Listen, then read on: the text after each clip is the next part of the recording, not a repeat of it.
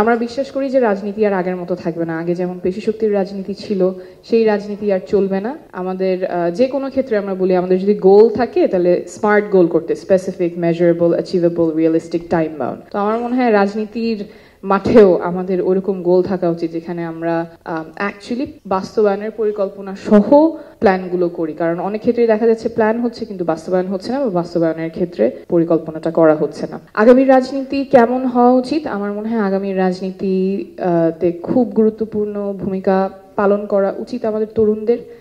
আমি আপনাদের সাথে কথা বলেছি, দেশের প্রায় প্রত্যেকটা জেলায় গিয়েই তরুণদের সাথে দেখা হয়েছে, কথা হয়েছে। আপনাদের মধ্যে একটা অন্যরকম এখন উচ্ছ্বাস আছে, আগ্রহ আছে, দেশের জন্য আপনারা কাজ করতে চান, স্বপ্ন দেখছেন।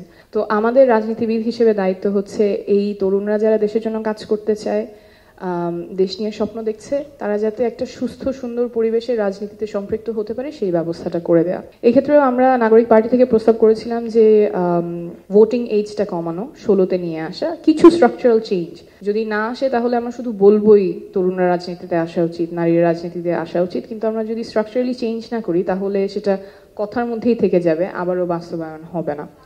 তো এই ভোটের এজটা কমানো, this is now almost a trend. কিছু কয়েক মাস আগে যুক্তরাজ্যেও পাশ হয়েছে যে আগামী নির্বাচন থেকে 16 বছর যারা বয়সী তারা ভোট দিতে পারবেন।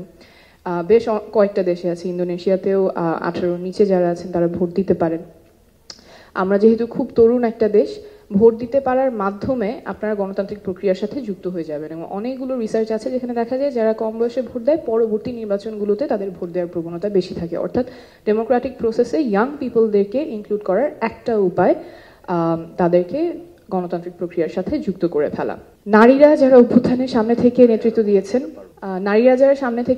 দিয়েছেন তাদেরকে অন্তর্ভুক্ত করার প্রয়োজন, এবং এই ক্ষেত্রেও একটা স্ট্রাকচারাল চেঞ্জ আনা প্রয়োজন। আমরা জাতীয় নাগরিক পার্টি থেকে প্রস্তাব দিয়েছিলাম যে আমাদের যে সংরক্ষিত আসন আছে সেটা 50 থেকে 100-তে উন্নীত করা, অর্থাৎ মিনিমাম 25% রিপ্রেজেন্টেশন থাকবে জাতীয় সংসদে, এবং এটা সরাসরি ভোটের মাধ্যমে আসবে। বর্তমানের যে পদ্ধতি যেখানে দল নমিনেট করছে নারীদেরকে, সেখানে কিন্তু সেই নারী সাংসদের দায়বদ্ধতা দলের সেই নেতার প্রতি থাকে যে তাকে নমিনেশন দিচ্ছে, জনগণের প্রতি থাকে না। এবং যেহেতু তার নিজস্ব আসন নাই, ইভেন সংসদে যাওয়ার পরে তিনি যে তার কনস্টিটিউয়েন্সির কাছে সে কথা বলবেন, তাদের প্রতি দায়বদ্ধতা থাকবে, ভালো করলে তাদের প্রশংসা পাবেন, খারাপ করলে তাদের প্রতি দায়বদ্ধতা থাকবে, সেই ব্যবস্থাটা বর্তমানে নাই।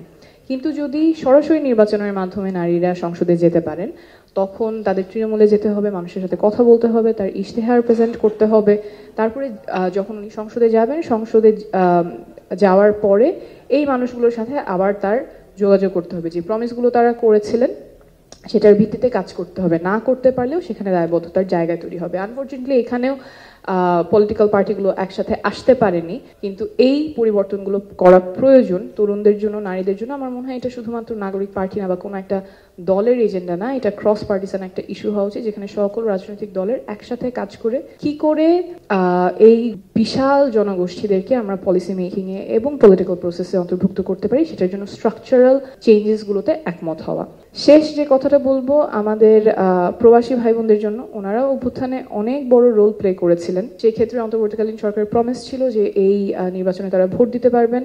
আবারও যে কথা দিয়ে শুরু করেছিলাম যে পরিকল্পনা হয়, বাস্তবায়নের ক্ষেত্রে পথটা খুব দুর্বল থাকে।